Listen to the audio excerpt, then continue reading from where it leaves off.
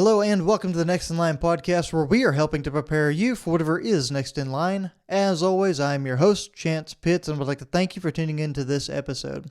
Guys and gals, welcome into another episode of the podcast. As y'all know, if you've been here before, we got a little bit of housekeeping. If you receive value from this episode or any other episode of the podcast, I would ask that you share the show with some like-minded individuals who could receive the same kind of value. That's the number one way for us to grow and to reach a larger audience and, in effect, help more people. That is what we are here to do, guys. Help as many people as possible realize their full potential. Now, along with that, guys, you can also help us out by leaving a rating, review, liking, commenting, subscribing on whatever platform you find yourself listening on. Most of them have some sort of option there, and what that's going to do whenever you interact with us in that way is it's going to push us up in the search results when people look for personal development and self-help type podcasts. So again, guys, just a way for us to reach more people and help more people.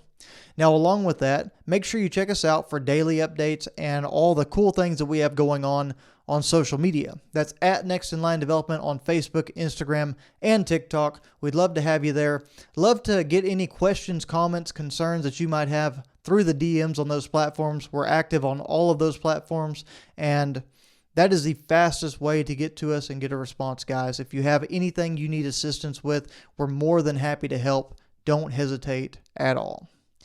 Now, along with that, you'll notice if you're watching on YouTube, there's a little bit of a difference going on. I have lost the beard. We are into the warmer months, or so I thought. It's a little colder down here in South Texas today, but we are getting into the warmer months of the year. It gets really hot down here in South Texas, so trying to prepare for that, I have lost the beard. Shaved it off, went down to the mustache, and that is to get ready for some of these long runs that are going to be out there on the pavement in the heat, just miserable, slugging through it. This will make it a little bit easier with some of that wind being able to make contact with the face and the sweat to actually get there and make contact with the skin. Now, along with that, guys, you might notice that I am sunburned, very sunburned. We had an awesome celebration this weekend, a bachelor party for the one and only Mr. Lane Diven, who's getting married here next month. We're very excited for him. We got together and did exactly what you do at bachelor parties. We played some poker, did some fishing, did all right fishing, lots of gaff top catfish out there in the bay, made a terrible business plan. Man, what else can I say? We did all of the things you typically do at a bachelor party. It was very enjoyable, had a good time cutting loose, but ended up with a lot of sun, as you can see. Now, along with that, some more cool things we have going on in life right now, and just a couple of announcements to keep y'all in the loop with me personally. We are 1 week away from being in the third trimester with our little baby girl. So super excited about that. There's still so much left to be done to prepare for her to get here in July. And Lane, my wife Lane, and I couldn't be more excited for her to get here. The bunny is still here. I remember that episode very well. It's one that was really attached to me emotionally. So the bunny is definitely still hanging out on the table, and it'll likely be here until our baby girl is here and I can pass that thing directly to her. So last on the announcements list, guys, I will be pacing Mr. Dan Gilliam over at Cocodona 250 on May 4th and 5th. That is a 250-mile ultramarathon that runs through the heart of Arizona. He's going to be coming into the later part of the races whenever I get done with an important business leadership training that I'm going to be attending the 1st through the 4th. So as soon as I get out of that meeting on the 4th, I'm stepping on a plane, flying to Arizona. My dad's meeting me out there, and we are going to go help crew/pace for Dan out there. I'm super excited. It's going to be like nothing else. It's going to be some awesome terrain. It's going to be some awesome opportunities. And then with that as well, Dan's actually running the Katy 225 in October that I plan on running as well, which kind of is what the main topic of this podcast is, if you've seen the title, but we'll get into that a little bit later, right after we take care of one more announcement. And this is the last one, guys. I know there's been a long list today, but if you want to be part of a relay team for Habanero 100 or I guess, any of the habanero races out there, not just a relay. If you want to go run any of the distance races, it is a hot, gruesome, rough race out there. It takes a lot to get through it, but I believe in y'all guys. If you're listening to this, you're trying to make yourself better. If you have any inclination to go out there and run that race, or if you want to be a part of one of our relay teams, holler at me. Reach out on social media. Shoot us a direct message. We'd be glad to get involved how we can. We'd be glad to help you, crew, pace, whatever we need to do to make this thing happen for you. Now, guys, like I said, that's the end of the announcements, and we'll get into the heart of the episode. But I want y'all to know that the last thing I have going before I really get into the heat of my training for the Katy 225 is to go out there and pace Dan in early May. And for that reason, the week after we get back, we're going to go into full swing on the Katy 225. That is going to be our main focus. Everything else is going to be a means to an end to help us get there, and we will be just working very hard to make sure that we are ready for that race and everything that it's going to bring. Because this Katy 225 is something we've talked about a couple of times, but really not gotten into the weeds with just yet, I wanted to do kind of a little descriptor of what exactly it is. That's a what, where, when, who, why, and the goals that surround that race specifically for me. So first and foremost, what is the Katy 225? That is a 225-mile ultramarathon that I plan to take on in October of this year. It is the inaugural year for the race. It's the first time they've ever had this one, but the group that's putting this race on looks like they've really got their stuff together whenever it comes to ultras. They've done a great job with the Cowboy 200 last year. It was proved to be a really good race. Had some awesome guys and gals go out there and race that. And had a lot of great things to say about it. So I'm really excited about taking on this Katy 225 that's put on by the same group in the next year. Along with that, guys, one of the most asked questions, do you have a week to do it, 2 weeks to do it? Guys, you have 4 days to knock out this 225-mile ultramarathon. It is a 96-hour completion time. And we'll get a little bit further into the goals there, but I'm really hoping to do better than that 96 hours and come in a little bit under the timer for that one. So now that we've gone through the what, let's dive into the where. Like I said, guys, this race is in Missouri. It runs all the way across Missouri, actually. And I wanted to use some of our technological options here. If you can see this on the video on YouTube, you'll see that on the screen I am pulling up the map of Missouri and the Katy Trail. So this system runs from Clinton over here on the west side of Missouri all the way to St. Charles on the other side. Like I said, this race is the 225. I believe on the map they actually showed it to be 226 and a half or so. So this is going to be a very long race. This is twice the length of anything I've taken on before. The only other race of significant length, as in triple digits, is the Habanero 100 that I ran last year, and I completed it in about 26 and a half hours. That was a brutal race. Like I said, it's extremely hot and humid down there in southeast Texas, where it's hosted in Sealy, and I really enjoyed that race. I know looking back on it, it was brutal in the moment. It was very hard. At the end of it, I didn't know if I wanted to keep doing these crazy races, but it really was something that pushed me beyond my limits and got me very interested in trying to continue to do very hard things, because that race was something that was not only a very challenging race for being a 100-mile ultramarathon, it was challenging because it was an 100-mile ultramarathon that had so many other variables and factors in it. The race started at noon. It, like I said, was southeast Texas in August with extreme temperatures, extreme humidity, and it was all kinds of crazy out there. So it really opened the door into getting into these longer distances and doing some of these really cool other races that I'm starting to look at. Now, the Katy Trail follows the Missouri, Kansas, Texas railroad system that used to be across those states. And because it's railroad tracks, it's relatively flat. And when I say relatively, it is really, really flat. It is well maintained on most of the places. We should be looking at kind of a true trail system with crushed rock or gravel on most of the trails. Throughout the aid station, remember we're going 225 miles or so, the aid stations we'll be fighting with and being able to use as supplies and support for ourselves include 12 manned, about 10 unmanned, and 12 of the manned will actually also be, 5 of the 12 manned aid stations will actually be sleep stations as well. Now, you have the option in some of these races to get into sleeping or not sleeping. There's a lot of different opinions on that. Many people who do not sleep during this actually end up hallucinating. They start having other issues develop from the sleep deprivation, and it becomes a huge factor in their racing as well. So it's really beneficial to get in there and get an hour or two of sleep. At least that's what all the research and the stories I've heard tell you.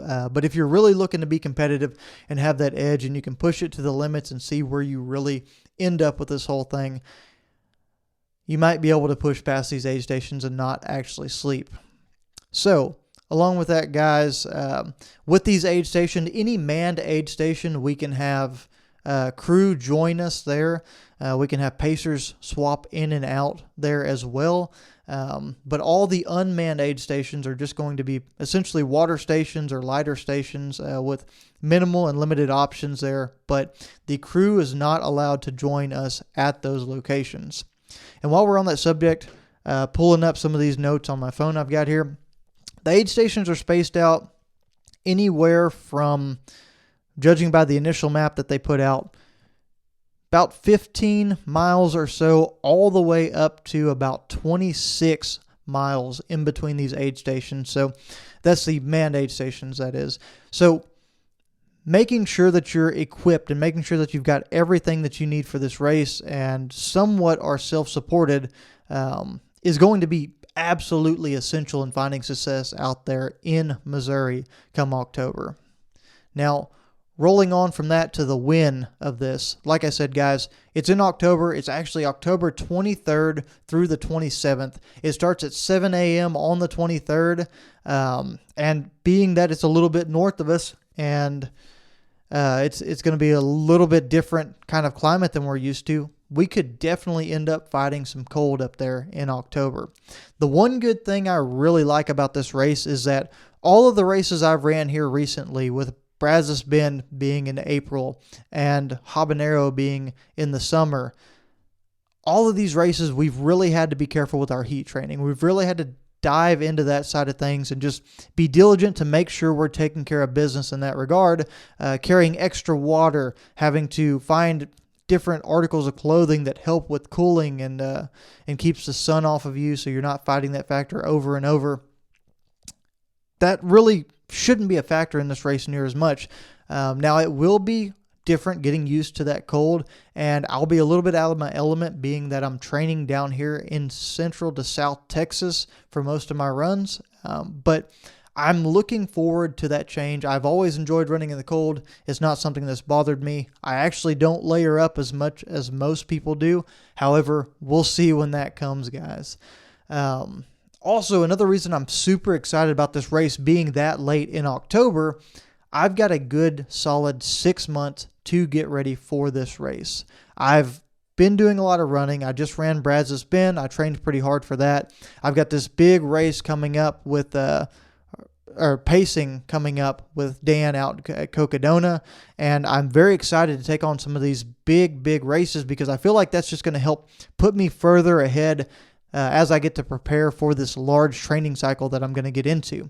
And with that said, I'm going to dive into the training schedule as well here in just a little bit, so make sure you stick around with that if you're curious what it looks like to try to get ready for one of these crazy races. But all in all, I think taking on this race in its first year in October in Missouri is going to be something that's really beneficial to me. Maybe we'll run into some rain or some less inclement, some issues weather-wise, I should say. But what I'm really looking forward to is getting out somewhere where 100% of this trail is runnable. It's not something that you have to hike a bunch of elevations. It's not super technical. But you have to be smart whenever you go out there and run and make sure you don't overdo things because it is very flat. But it's something that's really going to test whether I have the ability to just make myself go out there and push to finish this race in the time that I want to do it. Now, next in line on this one, getting into the who of the race. And that's where we're going to talk a little bit about pacer and crews. So one thing, we will have a daughter by then that's 3 months old. And my wife is talking about joining us out there possibly at some points on the trails just to stop in with the daughter. So that would be really cool if we could swing that. Not going to get my hopes up crazy high about that. Not going to hold her to it for sure because that's definitely a moving target. There's a ton of factors that come into play on that. However, it'd be really cool to have. I think that'd be really inspirational to get me fired up out there just to see them two along with us. And I mentioned crew and pacers other than my wife and future daughter as well. We will have my dad. We'll most likely have Mark Wilmoth out there. We'll have most likely Lane Diven, Chris Barnes, Michael Ruiz, and possibly a couple of other individuals as well, including my mom. But it sounds like we're going to be surrounded by a phenomenal group of people that we've had a lot of experience running with in the past. And I'm really looking forward to getting some of those guys and gals out there just to kind of give me a little bit of a mental break. Now, pacers can come in and join us at mile 70 to 80, depending on where the aid station lies for that mile marker. And they'll be running long stints. I mean, we'll be doing 15 to 26 miles or so, like I said. So these guys and girls are going to have to be in good shape. They're going to have to be ready to go. And over this course of the 225 miles, if they're up for it, these guys could definitely end up running 50 to 70 miles very, very fast if they do multiple legs of this race. So huge shout out to everybody that's been supportive. If I listed you on here and you have different plans or something changed, don't feel obligated like you're being called out or like you have to come or it's set in stone. These are just the individuals who've mentioned wanting to go out there and wanting to support our efforts out there in Missouri this October. So super excited for that. Always blessed to have a great group of people and a great group of individuals come out there and try to help us out. I'm an extremely lucky person to have those people that run that much around me and are capable of doing these things and are willing to invest their time.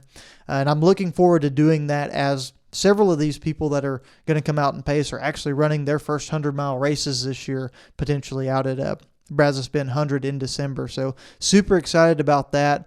It's definitely a give and a take relationship where it's very balanced and goes both ways with my pacers and crew. So thank you so much for everybody that's on that list, and hopefully we'll be able to see the wife and daughter out there as well. Now, getting into a little bit more of the personal version of this, and that is the why. I commonly get asked, why in the world would you go out and make yourself run 225 miles? I don't even like driving that far. And, I hear the same thing all the time, but when it comes down to it, guys, it's more about finding my limits, finding where I break down, finding where I walk away. I've been at that point in a few spots. Towards the end of Habanero, I was at that point. I pushed myself way too hard in the early stages.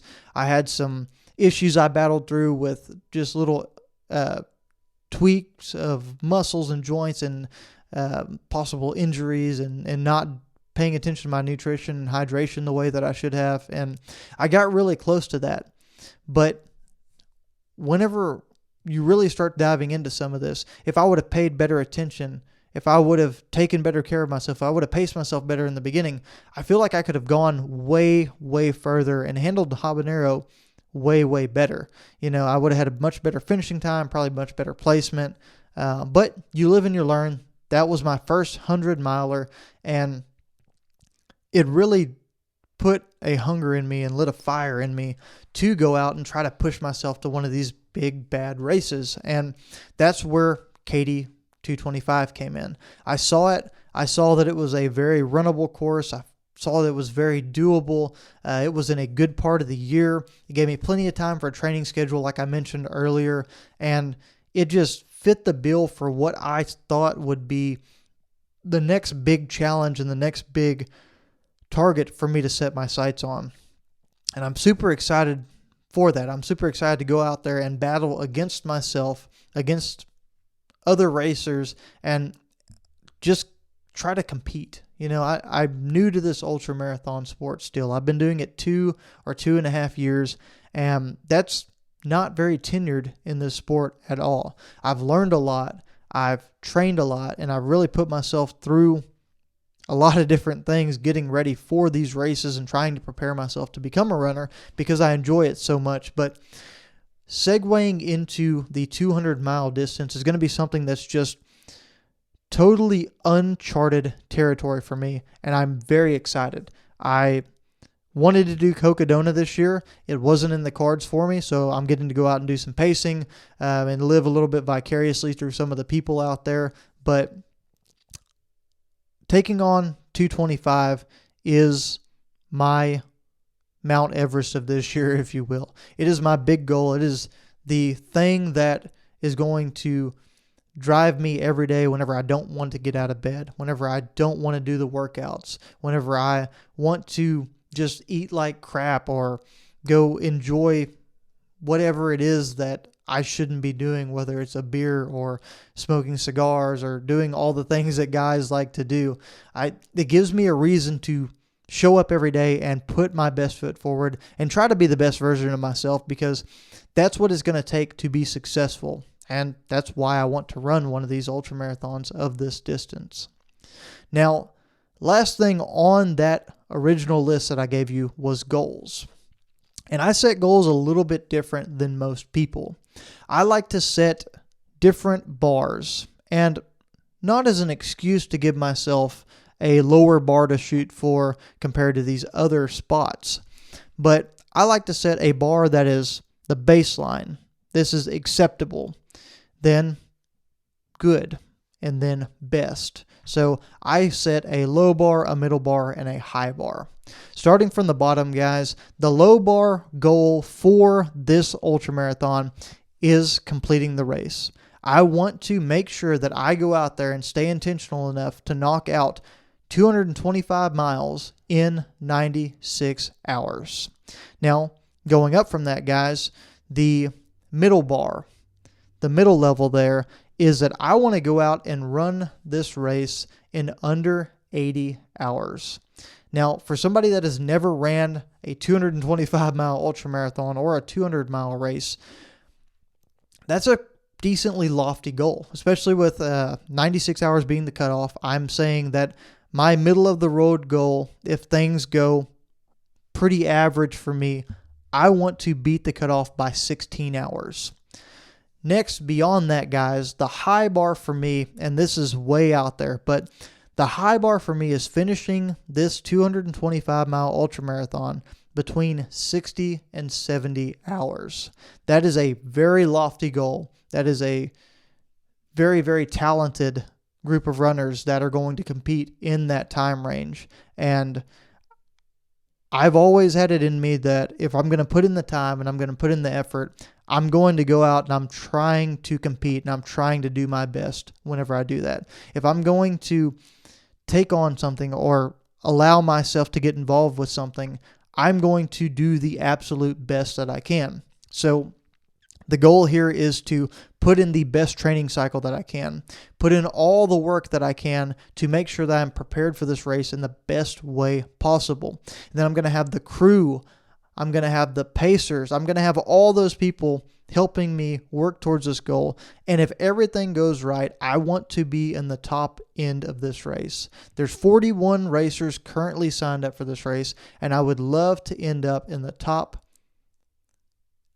20%, top 10%, something like that, somewhere in that gap, depending on who's there, depending on how everyone else competes, and how my body adapts to this new, crazy, uncharted territory.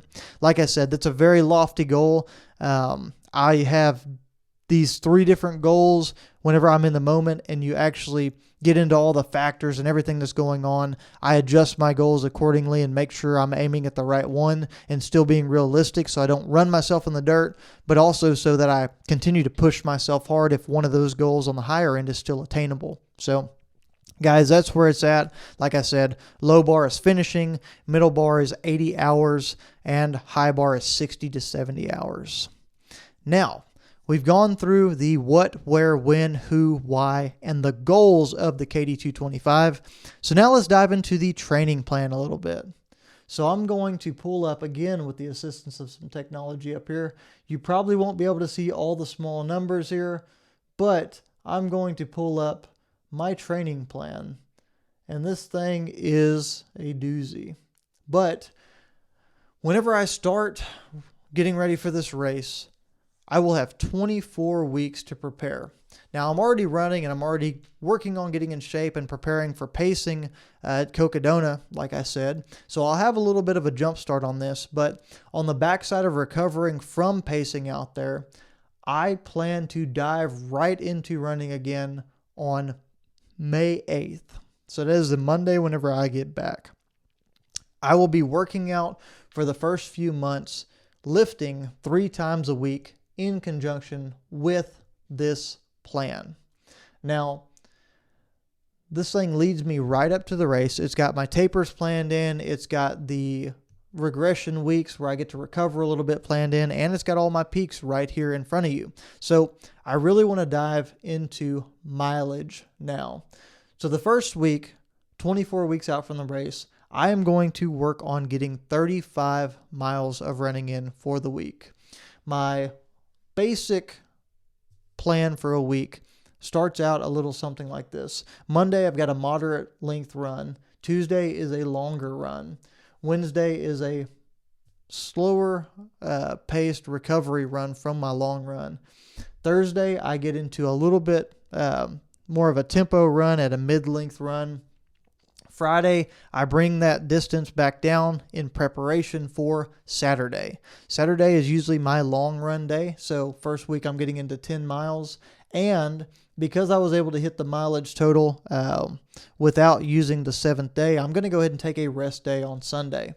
Now, don't worry, I'm not going to break down this entire chart full of numbers, but I wanted to give you that overview that it's really a moderate run on Monday, long run Tuesday, moderate to short run Wednesday, moderate Thursday, moderate Friday, long Saturday, and then typically a rest or very short recovery run on Sunday. Now, one thing I'll be doing differently that I haven't really done a whole lot of is I'll be mixing in a lot of hiking on this as well. Because the truth of the matter is, even the elite runners, whenever you're getting into 200 miles, 225, there is walking that is involved in these races. I don't know exactly what that ratio is going to look like yet for me, but I'm going to utilize that through some of my slower mileage days, if you will. The 3s, the 4s, the 5s. Some of those will be hiking days by themselves. I'll be able to go out with a wife, possibly do some different things, walk around the neighborhood park, but also some of these cool trails, maybe with some of my good friends down here in South Texas and other areas, Southeast Texas as well. And hopefully we can make this kind of a very enjoyable cycle as well on my hiking/walking days. Now, we run up from 35 all the way to about 65 before we take our first regression week at 18 weeks from the race. So that's about 6 weeks into my training plan. I'm going to step it back down from 65 to 50 there, and then the next week I'm going to pick it right back up. By that point, I'm running in the mid-teens for mileage, getting ready to come into July whenever we're going to be having our little one, putting in some bigger mileage weeks. I'll be somewhere between 70 and 85 mile weeks by the time we're having our little baby. And I'm really excited about that, looking at some runs that are going to be 20 to 25 miles in length for some of my longer runs. Lots of recovery style stuff in there, still mixing in the hiking, still mixing in the long run Tuesdays to help reach my mileage goals. But as we step up, guys, it looks like for me, peak week is going to be 100 miles, 8 weeks out from the race. And the way I'm doing that, guys, is I'm implementing a couple of different strategies. Now, whenever you're getting ready for these long races, one of the most important things you can do is getting yourself ready and prepared and used to running on tired legs. So you'll see on here some of these race days and runs that I have planned. We're looking at 32 miles on a Saturday followed by 15 on a Sunday. So it's back-to-back long runs of getting myself used to running on tired legs, like I said. But as we get to peak week, I actually am stealing a strategy from some of the great runners out there that have done these before. They've advised you do a back-to-back-to-back run. So on, I guess that would be week 16, about 8 weeks out from the race, we will be doing back-to-back-to-back marathon length runs. That's at least the plan right now. Now, there's going to be a lot of different factors that are going to make that subject to change. The most important thing I can do throughout this duration is make sure that I'm healthy. I can make sure that I'm taking care of myself. I'm not having injuries. I'm not overtraining, but I am putting myself into a groove to where I'm going to start heading in the right direction and make sure that I'm more than prepared for this race. Now, along with this, guys, with all this running, somewhere probably in the 10-week out mark or somewhere in there, I will be dropping off weightlifting completely. I'm going to get into some of these longer weeks and let myself really stretch it out without the pressure of also putting my body through these weightlifting regimens. And then after that, guys, week 10, we peak at 100, and then we immediately start tapering down pretty hard.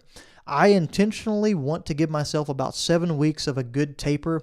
There's going to be some good long runs still in there. There's going to be some almost 20-mile runs in there through September, leading towards October. And as you can see, we start to fill up with a lot of different rest days as we get to the end of September and on into October. The reason being, guys, is not because I want to end the training cycle early. I love high volume weeks and I love putting myself through some of these long runs. But the truth is, I have found that I do much better whenever I taper off early and I focus on recovery. I focus on coming into a race healthy without different injuries, without putting myself through the ringer over and over and over. And that's really my goal here, guys. 225 miles is nothing to come in and underestimate. So my biggest goal is getting down to where I am running almost next to nothing the last couple of weeks before this race.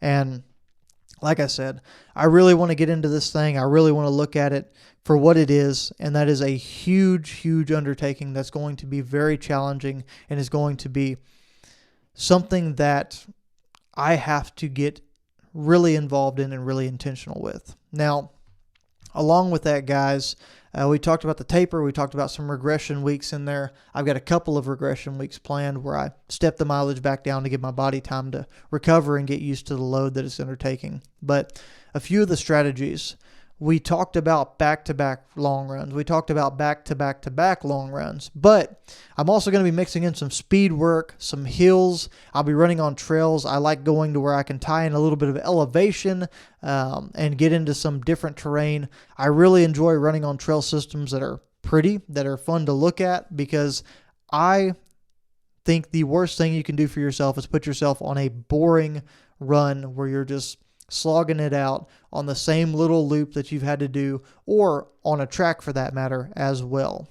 Now, like I said, guys, I'll be mixing in a variety of hiking and running. I'll even have some split days on here as well, depending on how time constraints work. But there's going to be a lot of difference in this training. It's going to be majorly focused on, yes, high volume and making sure I'm getting myself prepared, but focusing on recovery, focusing on making sure I'm going into this thing healthy and I'm not overworking myself too close to this race. Last thing we'll talk about on the training plan, guys, is that there are some notable things that we have to remember. And when I say we, I have to say I, because it's going to be very important to know that I've got a crazy plan here that is probably going to be thrown out the window at some point. And what I mean by that, guys, is we are having a baby in July.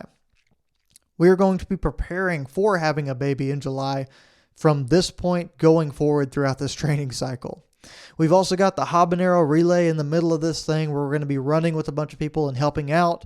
We've got a variety of events. We've got some weddings. We've got a baby shower. We've got just a lot of events that we're involved in with other people as well. So this schedule is going to get absolutely hectic. And honestly, this is something that is more of a guideline than a set in stone rule. It's very important to make sure that you take care of yourself and that you're taking care of business and not just burying yourself in one of these run plans and potentially hurting yourself because you had 20 miles on the books today, and even though your ankle's hurting, your hips blown out, and you got all these other things, by golly, I'm going to make myself go run 20 miles. No, don't go do that.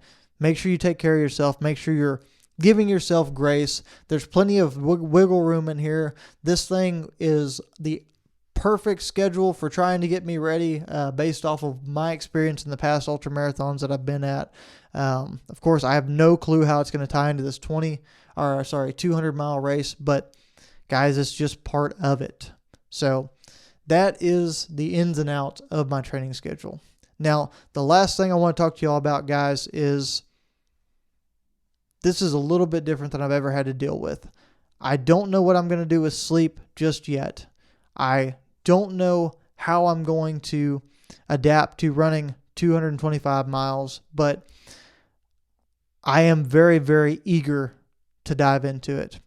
And the other thing that I'm not really used to per se is that there's a required gear list for this ultramarathon. You're required to have long sleeve insulated jacket on you at all times. You're required to have at least 1,000 milliliters of water, a head covering that covers your ears, something to cover your legs, gloves, a space blanket or emergency bivy, a charged cell phone or watch that has the GPS of the course, a headlamp, a tracking device, and that's it for the required gear. But that's so much stuff that I'm not used to carrying that this is going to be a completely different ball game. I've got a lot of things to buy, a lot of things to prepare, and honestly, I really need to start training with carrying a lot of that extra stuff, as it does add a bunch of weight.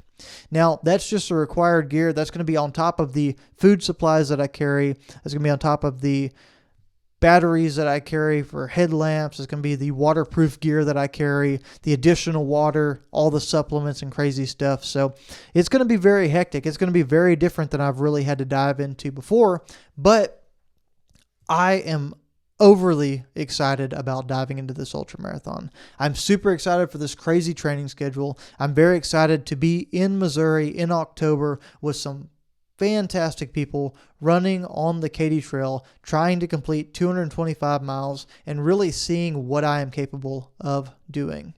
Now, we'll see how the rest of the training cycle goes. Like I said, we've got some craziness. We've got all kinds of things that are going to undoubtedly occur to throw wrenches in the gears and to change things up. But even with all that, guys, I'm stoked to be out here and have this opportunity. And like I said, I'm very excited and very glad that I get to share this opportunity with y'all. I get to share this journey and hopefully inspire some of y'all to take on your own challenges as well and to test the limits of where you're meant to be and who you're meant to be in this life, maybe, guys. So don't hesitate to reach out, guys. Let me know if I can help you in some way. Let me know if you got any questions, comments, concerns about anything you've heard here with this crazy race plan. If somebody's listening that is just a stud of an ultramarathon coach, and they want to throw something my way where I'm about to absolutely screw myself up on this 225-mile training plan, by all means, bring it on. Call me. I could use all the help we can get. But we're super excited about it, guys. Remember, always try to be the best version of yourself. Set goals for yourself and chase them down. That's what I'm doing right here, guys. And always be prepared for whatever is next in line.